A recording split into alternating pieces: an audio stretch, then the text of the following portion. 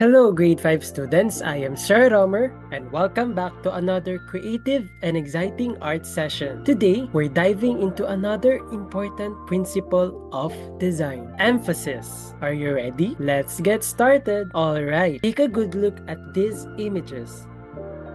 I'll give you about a minute or two to observe them. Look closely and take in all the details.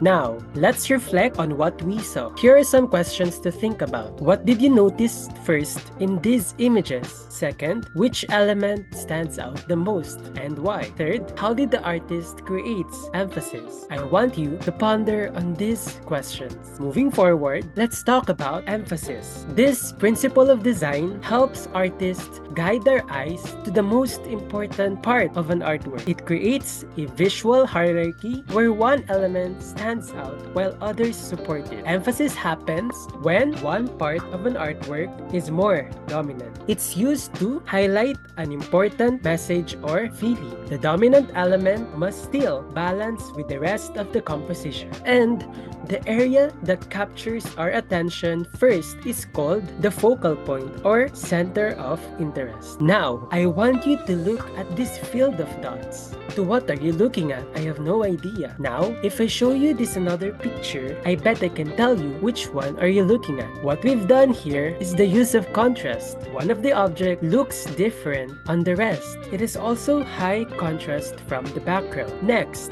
if you look at this image, it's pretty confusing. There's a big crowd of guys. Maybe it's a battle scene or dinner party, who knows? Instead, what we're looking for is clarity. Right now, you might be looking at the treasure chest. But if I were to change the lighting a bit, you'll definitely look at the treasure chest. It has the highest contrast in the image. Now, there's no confusion on where to look. What works with value contrast works with color contrast. All of this points the viewer to look at the treasure chest, which is the focal point. Here, in the Lord's Supper, where does your eye go first? Alright, right to the center. That's the focal point, the most important area in an artwork. So, how do artists achieve emphasis? Let's break it down. Emphasis can be achieved through hierarchy. The largest object usually dominates. Space. The object taking up the biggest area stands out. Shape.